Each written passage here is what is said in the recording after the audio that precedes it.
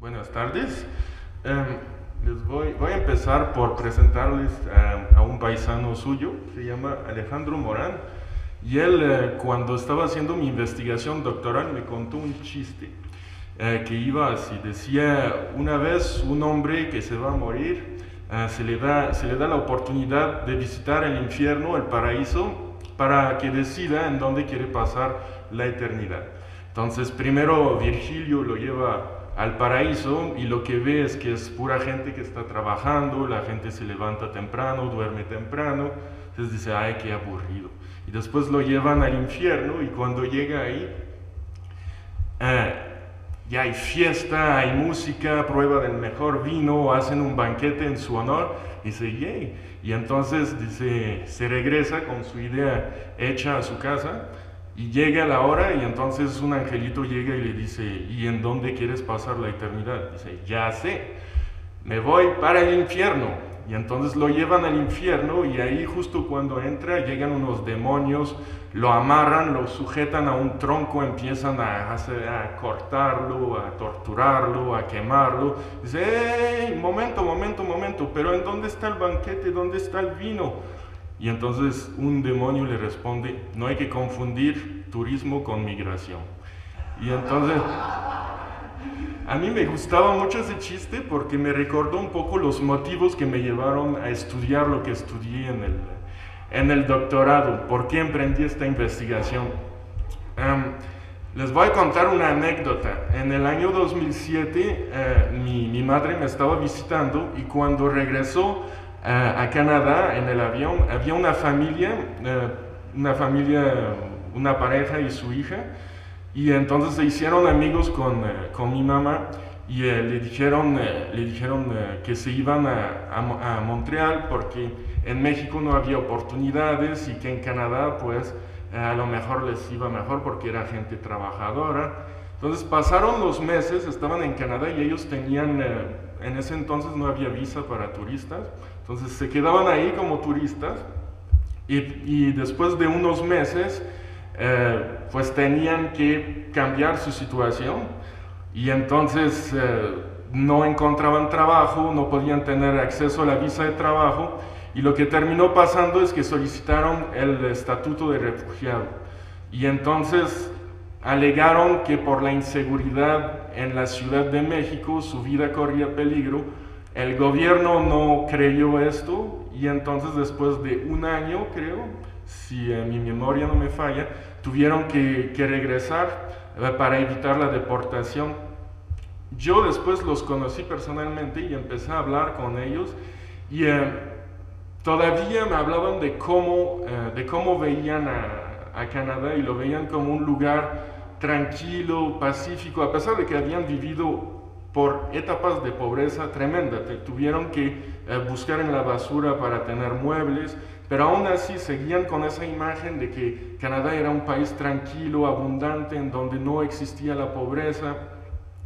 Y pues esa imagen de Canadá disonaba mucho de la que yo tenía. Yo, por haber vivido en Canadá, había ido en una escuela secundaria en donde la mayoría de los alumnos eran inmigrantes y en donde había muchísima pobreza. También cuando era niño, incluso en un barrio no tan multicultural, había muchísima pobreza. Se llama Hochelaga Maisonneuve, está en el este de la ciudad, y ahí cuando cerraron las fábricas en los años 90 durante la recesión, pues empezó a haber mucho desempleo. Entonces de ser un barrio obrero terminó siendo un barrio de desempleado. Entonces esas dos imágenes en mi mente no correspondían, me colocaban en lo que yo llamo, bueno, usando un concepto de Leon Festinger, un estado de disonancia cognitiva.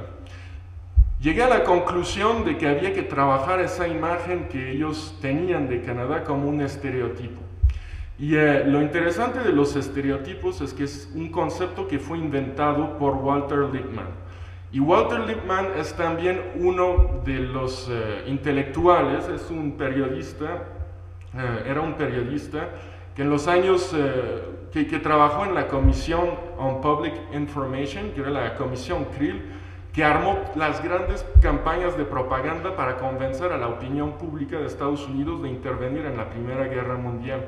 Entonces, él y otro intelectual que se llama Edward Bernays, ese es su libro Propaganda, diseñaron, construyeron, inventaron la propaganda. Y lo que le debemos a Walter Lippmann es retomar una palabra que venía de la industria de la imprenta y darle un nuevo significado, una metáfora. Y entonces eso es la definición de estereotipos, es como la primera definición de estereotipos en el sentido moderno del término. Y es la que yo decidí usar para mi trabajo. Entonces lo define así. Los estereotipos constituyen una imagen ordenada y más o menos coherente del mundo, a la que nuestros hábitos, gustos, capacidades, consuelos y esperanzas se han adaptado por sí mismos. Puede que no formen una imagen completa, pero son la imagen de un mundo posible al que nos hemos adaptado. En él, las personas y las cosas ocupan un lugar inequívoco y su comportamiento responde a lo que esperamos de ellos. Por otro lado, hace que nos sintamos como en casa, porque pertenecemos a él, somos miembros de pleno derecho y en su interior sabemos cómo y por dónde movernos. En ese mundo encontramos además el encanto de lo que nos resulta familiar, normal y fiable, y sus vericuetos y contornos siempre están donde esperamos encontrarlos. Por mucho que hayamos renunciado a grandes tentaciones para caber en el molde, una vez dentro sentiremos que se ajusta a nosotros de forma tan acogedora como nuestro par de zapatos más usados. Entonces, de eso podemos deducir que los estereotipos son una imagen del mundo, fijada en la mente, una imagen ficticia, pero para nosotros es el mundo, es el universo. Por eso cuando se caen, sentimos que estamos de repente en el vacío. Es una garantía de nuestro amor propio, una garantía de nuestro lugar en el mundo, de nuestra identidad, pero es una ficción. A mí me gusta mucho la metáfora del Quijote, porque los estereotipos son como un referente ficticio con base en el cual actuamos en la realidad. Por ejemplo, esa pareja, esa familia de la que les hablaba, tenían una imagen ficticia de Canadá que fue tan fuerte que les llevó a comprar un boleto de avión y aventarse y correr este riesgo. Entonces, también lo que pasa es que los estereotipos son la materia prima de la propaganda. La propaganda, que es un término que fue retomado más bien como el sentido moderno de propaganda fue Edward Bernays que lo inventó.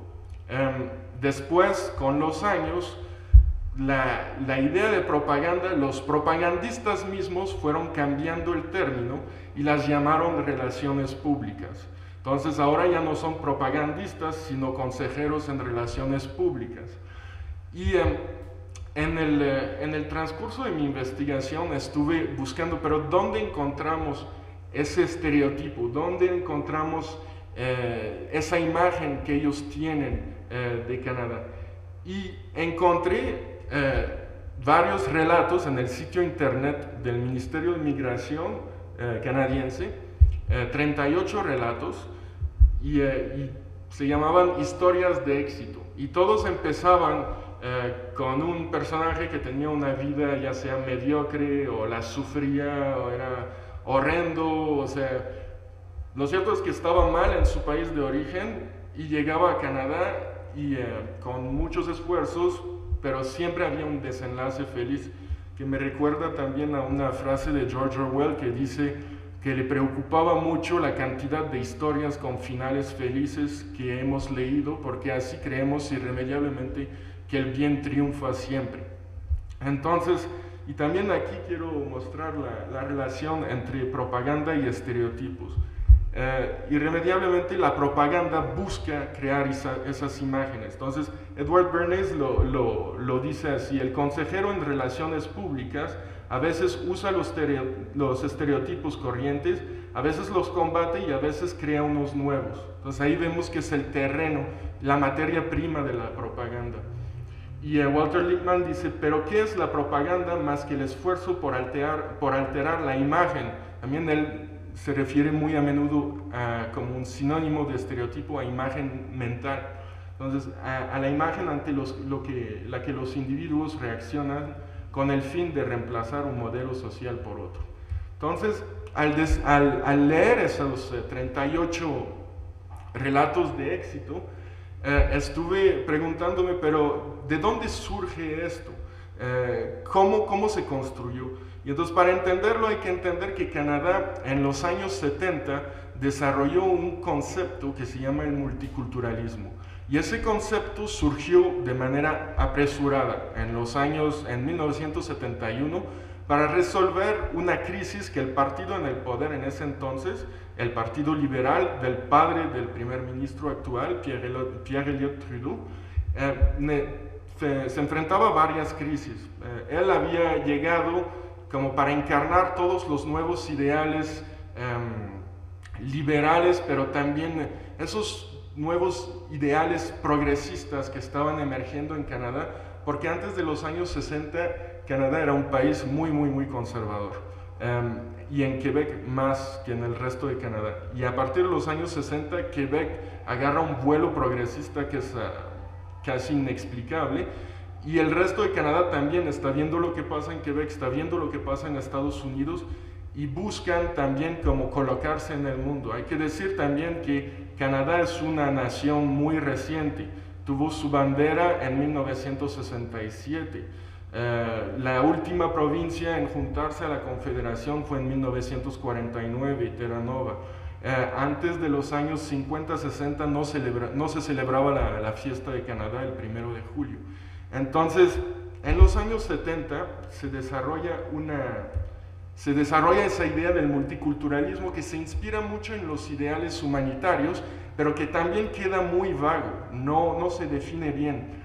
Lo que sí es que cuando uno lee el acta del multiculturalismo se da cuenta de que aparecen muchas palabras como fomentar, sensibilizar, promover, que son del lenguaje de las relaciones públicas. Y Canadá tenía una larga tradición desde el siglo XIX, antes incluso de Bernays, de hacer grandes campañas para atraer la inmigración europea.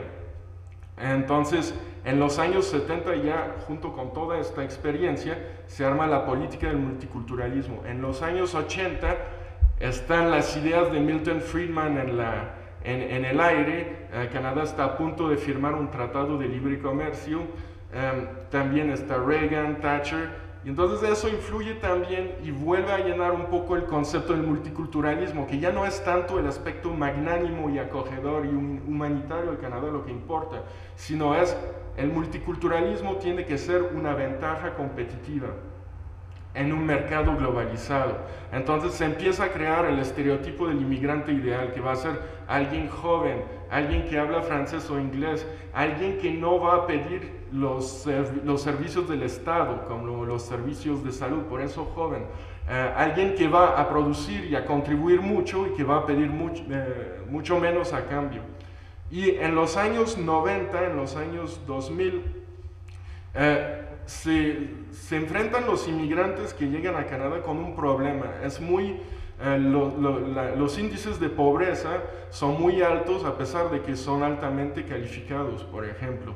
Y entonces se empiezan a convertir en el chivo expiatorio de un cierto sector, sobre todo en el oeste de Canadá, en donde empieza a emerger una nueva fuerza que dio luz al Partido Conservador, que es un partido que juntó personajes de la derecha, muy a la derecha, de la derecha cristiana neocon, con los elementos más conservadores de un partido que tiene un nombre un poco con un oxímoron, pero es el Partido Progresista Conservador, que estaba ahí en los años 80, 90, el partido de Brian Mulroney, porque se suponía que era progresista por los valores y conservador por la economía, pero en esto ya se mezclaron varios elementos y había un sector muy a la derecha, y entonces los elementos más conservadores se juntan en ese partido, y ellos tienen una retórica muy en contra de los inmigrantes. No sé si han seguido la última campaña electoral, pero se hizo sobre el tema de la campaña eran dos mujeres que decidieron juramentar su ciudadanía con el niqab, con el velo que va hasta acá. Y entonces, pues mientras tanto no se hablaba de empleo, no se hablaba de medio ambiente, o sea, durante, además, la campaña más larga de la historia y solo hablaron de esto. Entonces eso es como lo que pasó. Y en el multiculturalismo ellos incorporan un nuevo elemento que es la preocupación por la seguridad nacional. Entonces yo me preguntaba cómo puedo desarmar esto y acaso lo podría hacer con algo que me interesa en lo particular, que es el arte. Entonces pensé en usar metáforas, figuras retóricas y no sabía muy bien qué concepto podría oponer a los estereotipos. Y fue cuando un día escuché el radio y alguien estaba leyendo un texto de E.J. Ebley, que es un intelectual canadiense, y lo oí acá. Y él hablaba de que nosotros como académicos podríamos hacer como los jazzistas, que los jazzistas con su disonancia hicieron disidencia en la música y nosotros mediante nuestra práctica podríamos hacer disonancia también. Entonces, como me llamó mucho la atención, me pareció súper interesante, pero no había como una definición clara que me podría ser como funcional para analizar la propaganda y contrastarla con el arte. Entonces decidí volver al concepto de disonancia cognitiva de Leon Festinger, que me dio una frase así súper sencilla, que era que la disonancia cognitiva es cuando estamos en presencia de dos elementos que son psicológicamente incompatibles. Entonces, simplemente mi trabajo iba a consistir en buscar elementos psicológicamente, elementos incompatibles, elementos de información incompatibles entre el discurso de las instituciones migratorias, las historias de éxito en este caso, y el arte, las diásporas latinoamericanas de Montreal en particular, porque es mi ciudad. Y entonces les voy a enseñar mi trabajo. Voy a empezar por leerles una de esas historias de éxito. Ok, es la historia de Marta y de su familia, que se llama Construirse una nueva vida, una taza a la vez. Fue publicada en el sitio internet del Ministerio de Inmigración en el 2008. Marta se describe a sí misma como una combatiente. Somos combatientes, dice de sí misma y de su esposo Frank. Nos esforzamos en pensar que nada nos puede detener. Como inmigrantes consideramos que el hecho de que podamos estar aquí es un privilegio y queremos demostrar que lo podemos lograr. Marta salió de Colombia en 1998 y ahora es propietaria de Latin Organics Inc., una compañía de café de precio justo y biológico que vende granos de café fino en diversas tiendas de la región de Vancouver. Ella y su marido llegaron a Canadá como inmigrantes admitidos, ahora llamados residentes permanentes, con la esperanza de construir una vida nueva para su familia. Anteriormente, durante ese mismo año, ellos y su hija fueron secuestrados. Los captores mantuvieron a Frank como rehén hasta que fuera liberado por un convoy militar. Su decisión de salir de Colombia también fue influida por un asalto que sucedió en su restaurante y durante el cual una persona murió y otras fueron heridas. Estaban convencidos de que Canadá era un país seguro para criar a una familia y la madre de Marta les sugirió que visitaran Vancouver. Ella y su marido siguieron sus consejos. Entonces pasaron 3 semanas aquí dedicándose sobre todo a realizar búsquedas en la Biblioteca Municipal de Vancouver. Luego fueron a buscar a sus hijos en Colombia para después alquilar una pequeña casa en North Vancouver, una colectividad que les parecía barata y conveniente para sus hijos. Dice Marta: cuando entramos en la casa y que nuestros muebles y nuestros efectos personales llegaron, abrimos un viejo baúl en el cual habíamos puesto todas nuestras fotos de familia, afirma Marta. Al ver las fotos tuve la sensación de que acabábamos de cometer un error terrible e irreversible y lloramos mucho. Estábamos en medio de un océano de incertidumbres. Cierra la comida. Pero aprendieron a navegar sobre este océano. Mientras que su marido había regresado a Colombia para concluir unas transacciones, Marta pudo contar con sus padres que vinieron para ayudar a instalarse. Después de haber encontrado un empleo en el Hotel Vancouver, consiguió un trabajo de gerente en el Capers Community Market, una sucursal local de una empresa estadounidense de productos biológicos finos. Dice Marta: no sabía que tenía calidades de emprendedora, afirma. Mi esposo siempre me había dicho que era capaz, pero tuve que cambiar mi manera de pensar. En Colombia creía que para tener éxito hacía falta trabajar por una gran empresa y ascender. Marta usó su experiencia adquirida observando los mecanismos de venta y comercialización de los productos biológicos en las tiendas de alimentos para encontrar un trabajo que le permitiera estar más cerca de sus hijos. Después de conseguir la lista de los productores de café en su país de origen, descubrió que el café era producido por los arhuacos, un pueblo con el cual su abuelo hacía negocios. Fui a Colombia para encontrar granjeros y colectar la mayor cantidad de información posible. De regreso a Vancouver, dediqué todos mis días de descanso a la preparación de un plan de negocio. Gracias a un préstamo del Banco de Desarrollo de Canadá, Marta inauguró Latin Organics en noviembre de 2005. Aun si la empresa creció, los inicios no fueron fáciles, dice Marta. Acababa de dar a luz a mi hija cuando emprendí la comercialización de mis primeros granos de café. El reto fue grande, mi vientre engordaba y tenía que reunirme con vendedores para encontrar representantes. Antes de que Latin Organics se expandiera lo suficiente como para que Frank, su esposo, pudiera trabajar ahí, él vendía carros. Marta también importaba manteles y canastas tejidas a mano por los cancuamos de Colombia que vendía en una tienda de West Vancouver. Por otra parte, Marta, su esposo y sus hijos son todos ciudadanos canadienses, de lo cual está muy orgullosa. Vivimos en uno de los únicos países convenientes que hay en este planeta, según dice refiriéndose a los servicios de salud, el sistema de educación, el medio ambiente y la sensación de seguridad que hay en Canadá. Espero que el gobierno de Canadá es consciente de ello y que tome decisiones informadas con respecto al proceso que usa para seleccionar a las personas que pueden venir aquí. Creemos que la ciudadanía es un privilegio y no la damos por sentada. Estamos agradecidos y lo demostramos mediante los esfuerzos que desplegamos. Según Marta, esos esfuerzos incluyen, entre otras cosas, una nueva aventura en 2008, año en el cual planea abrir una cafetería que llevará el nombre de Latin Organics Café Tienda en Rose Street. Entonces pueden ver aquí, por ejemplo, cómo se mercantiliza la identidad de Marta. Entonces por eso me llamó, me interesó contraponer esta historia de éxito al trabajo de una artista colombiana que se llama Elena Martín Franco, que está establecida en Montreal, y ella inventó el personaje de Frida Kahlo, que por supuesto se inspira en Frida Kahlo. Entonces ahí es interesante porque Marta, ahí tenemos a Marta que ella dice, pues no sé nada de café, no soy indígena, voy a vender artesanía, voy a vender café, aun si nunca he hecho negocios, no sé absolutamente nada de esto, pero el multiculturalismo te dice, pero tu ventaja competitiva es esto.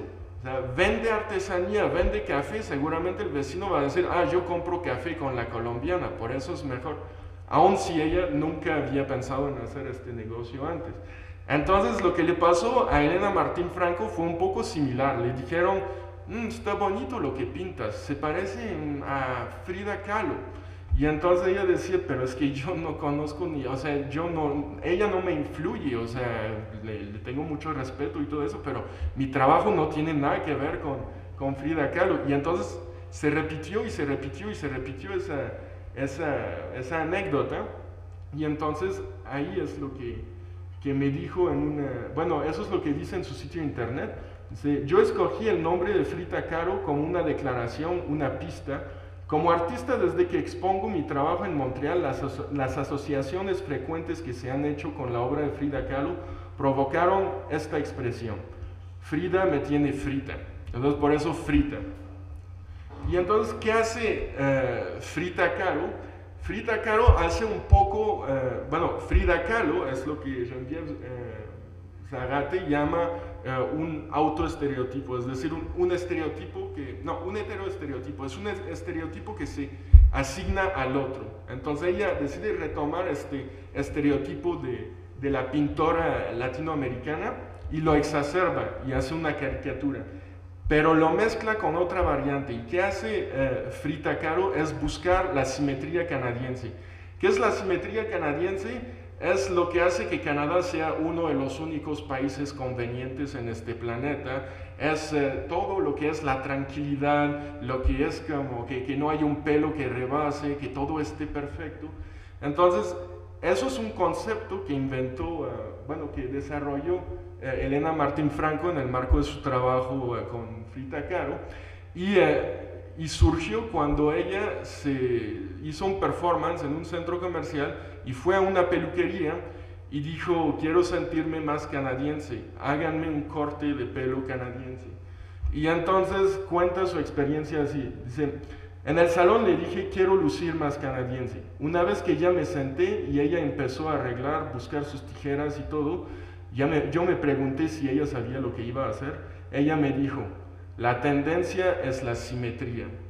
Entonces de ahí, por ejemplo, agarró un concepto de un intelectual, Dorfle se llama, que dice precisamente que todo el arte ahorita responde a esquemas conformistas y a eso se refiere cuando habla de simetría. Entonces también se habla del inmigrante que se tiene que conformar.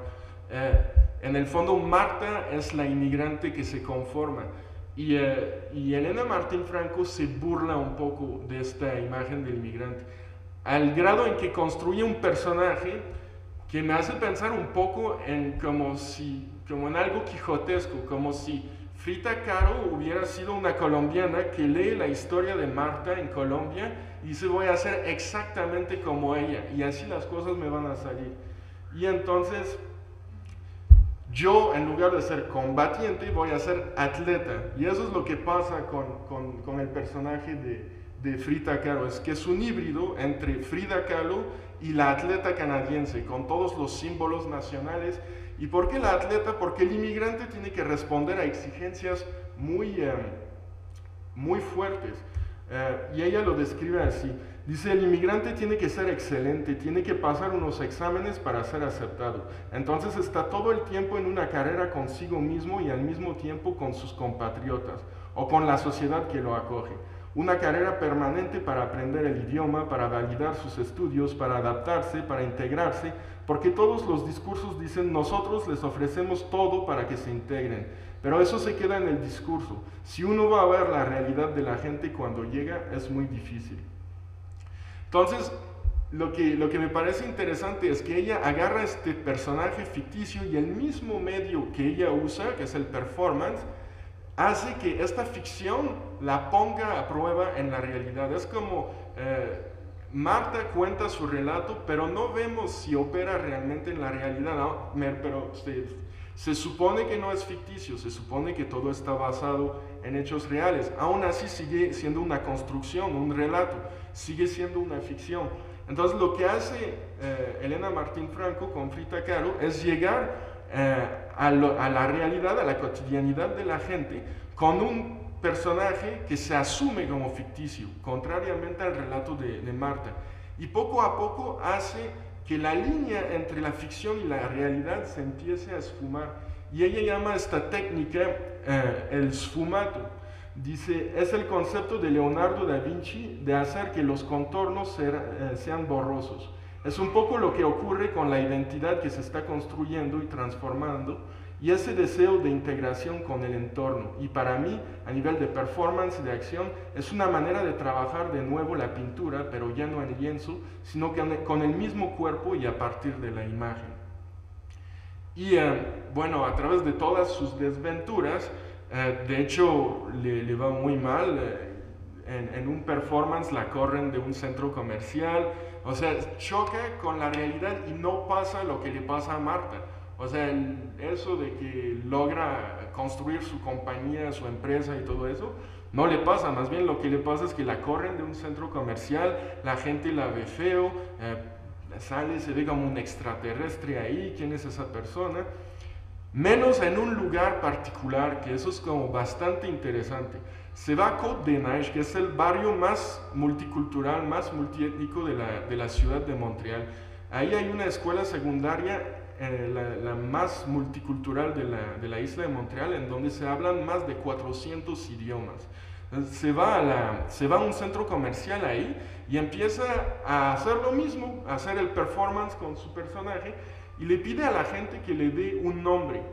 Y entonces la gente ve a ese personaje y nadie sale con lo de Frida Kahlo. Más bien hay gente que llega como con princesa del oriente, nombres que vienen de la India, que vienen de Europa del Este, y entonces empieza como a sentirse en su elemento y como se ven las fotos, empieza a discutir, a dialogar con la gente y la gente es muy abierta a hablar y platicar sus experiencias con ella. Y entonces ella dice que pues ella encontró una muy bonita conclusión a esto, en donde el inmigrante, en donde dice la metáfora para designar al inmigrante no es el atleta, la más apropiada sería la del artista, y viceversa, la mejor metáfora para designar al artista sería la del inmigrante, y lo dice así: el inmigrante llega y la inestabilidad que vive de alguna manera hace que no tiene nada que perder, le permite encontrar nuevos caminos porque tiene que buscarse otras maneras para poder vivir. Por lo tanto, tiene que inventarse, tiene que exponerse, tiene que tomar riesgos, y es un poco lo que el artista vive en su taller o con su creación. Lo que hace el artista debe de pasar por fases de inestabilidad en el que pierde todo para poder de ahí crear de nuevo. Entonces, no sé si cómo voy de tiempo. ¿Sí? Okay. Bueno, entonces voy a pasar a la siguiente historia de éxito. Esta no se la voy a leer, ya es la misma estructura y es aburrido. Pero yo tuve que leerlas todas además. Son 38 historias, es la misma historia que nos cuentan 38 veces. Y eso es el estereotipo, es la misma historia que nuestra cultura y nosotros nos contamos a nosotros mismos y contamos a los demás. En este caso es la historia de María Aragón, una niña filipina que se volvió muy exitosa después de que un video suyo causara sensación en YouTube. Cantó una canción de Lady Gaga en el YouTube y hubo como millones de personas que lo vieron y conmovió al ex primer ministro conservador de una manera tremenda, y entonces la invitó a que cantara al Día de Canadá el 1 de julio en compañía de este señor, pero también estaba el primer ministro y estaba ¿cómo se llama? El duque de Windsor, el hijo de la reina de Inglaterra. Estaban el ejército, todos los símbolos nacionales estaban ahí, y entonces eso me inspiró como trabajarlo en contraste con el trabajo de otra artista colombiana que se llama Constanza Camelo Suárez. Y ella lo que hizo fue un día llevar de paseo a un grupo de inmigrantes que tenían su pasaporte como venda en los ojos y estaban guiados por perros lazarillos y con unos como radioemisores en el cinturón que decían del que salía el himno nacional de su país y el himno nacional de Canadá. Entonces todos ellos paseaban por el metro, por una de las estaciones, tal vez la más importante de Montreal, la más céntrica, sería como lo equivalente a la estación de Metro Hidalgo, es la estación de Berry-UQAM. Y entonces paseaban por ahí y lo que me llamaba la atención en contraste con la historia de María Aragón es que vemos, por ejemplo, aquí en la foto, la policía montada, un símbolo nacional. Vemos abajo la hoja de maple. Y vemos también a la niña inmigrante, que también se ha vuelto un símbolo nacional. El multiculturalismo también se ha vuelto un símbolo nacional. Y todo eso en una expresión de consenso que es como fascinante. Y entonces, en el performance de Constanza Camelo Suárez, lo que vemos es esos mismos símbolos nacionales, el pasaporte, el himno nacional. Lo que terminan provocando es discapacidad, se convierten en una discapacidad, la gente no puede comunicar, porque cuando uno se acerca empieza el himno nacional del otro, entonces el sentido del oído no funciona o no se ve tampoco porque el pasaporte nos está cegando. Entonces ella dice que su crítica en torno al multiculturalismo la explica un poco aquí. Dice, la cuestión de lo multicultural ha sido algo que el gobierno canadiense ha promovido enormemente para mostrar cómo había una cierta búsqueda de igualdad de derechos al decir que somos multiculturales y que cada cultura tiene su derecho en un lugar dado. Para mí este concepto es muy problemático porque guetoiza aún más a las culturas y no permite que ellas vengan a intercambiar. Es decir, que yo puedo compartir lo que traigo como lo que me están dando. De ahí sale otra cosa que no puede ser multicultural porque no estoy encerrada en mi grupo. En el caso de su performance, si comparamos con el espectáculo de María Aragón, vemos que no hay control, o sea, está llegando al lugar público y lo está perturbando, mientras que en el caso de María Aragón es un concierto masivo. Ahí vemos la diferencia entre lo masivo y lo público. Entonces es masivo, hay miles y miles de personas que no pueden comunicar con María Aragón. O sea, y entonces todo el mundo queda como para la foto, para el estereotipo en donde queda cristalizado la policía montada, queda cristalizado la multitud que aprueba. Entonces ella dice, no, más bien de lo que se trata es que yo llegue como colombiana y que empiece a hablar de mi cultura, de lo que hago, y que a lo mejor esa persona que viene de Vietnam me dice, me cuenta su experiencia, cómo es su país y cosas así, y que el otro no solamente intercambie con esa persona, pero que esa persona me transforme un poco y que yo la transforme también. Entonces ella desarrolla el concepto de transculturalidad. Dice, muchas veces eso funciona como un ruido, no es claro, precisamente porque es algo que de puro no queda nada. Es como ese sonido que nosotros cargamos, que nos identifica singularmente y que por momentos sí lo puedo identificar como algo muy claro, pero en otros se vuelve una cosa matizada, o por otros momentos ya es totalmente cacofónico y así varía. Eso para mí es la transculturalidad, que varía en relación con quien yo me encuentro al lado, al frente, con, entre. De ahí precisamente que el sonido que se producía con esta acción, con los aparatos, era un sonido que variaba, porque lo que pasaba es que si yo me acercaba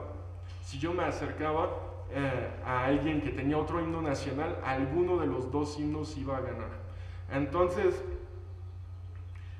esto de decidir hacer esto de manera pública y no de manera masiva, es decir, en el caso de María Aragón es un espacio ocupado por el Estado, ya pertenece al Estado, y la inmigrante es tomada por el poder y está puesta ahí por el poder.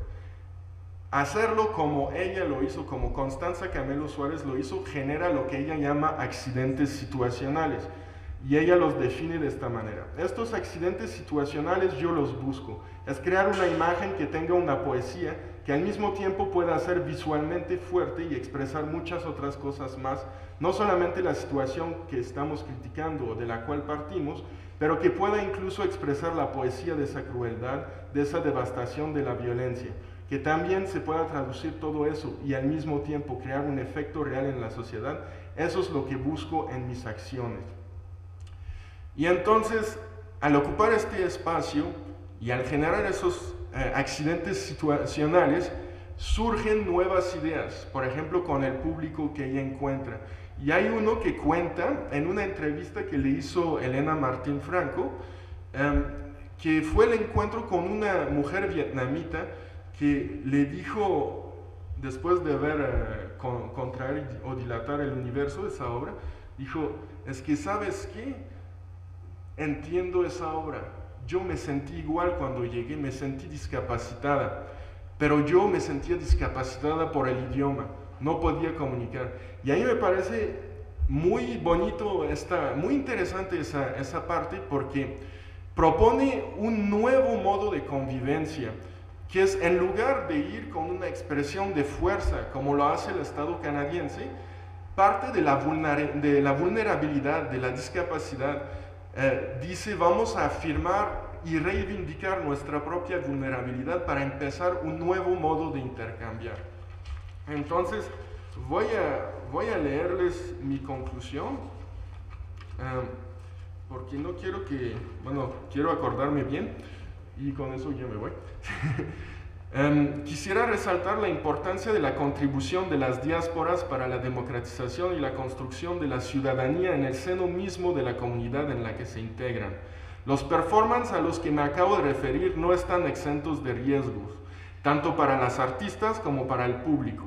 Las críticas que consideramos ajenas, aun si son hechas por ciudadanos canadienses, nos sacan de nuestra zona de confort, rompen la cómoda burbuja de estereotipos en la que nuestra cultura nos había envuelto y sentimos de repente el peligro de caer en el vacío. En palabras más científicas, nos colocan en un estado de disonancia cognitiva. Sin embargo, tal estado es esencial para el aprendizaje, ya que nos obliga a cambiar nuestro comportamiento para producir coherencia. En este sentido, el patrimonio que construyen las producciones culturales de las diásporas puede contribuir enormemente a que la sociedad en la que éstas se encuentran se democratice al provocar accidentes situacionales, debates y diálogos, así como reapropiarse un espacio cada vez más privatizado y cada vez menos público. Sobre todo, nos pueden llevar a cuestionar el relato, la misma ficción que nos contamos a perpetuidad. Por supuesto, se corre el riesgo de que algunos se ofendan. En este caso, podríamos responderles con las siguientes palabras atribuidas al comediante estadounidense Louis C.K. Ofender a la gente es una acción necesaria y sana. Cada vez que dices algo ofensivo para otra persona, provocas una discusión, la obligas a pensar.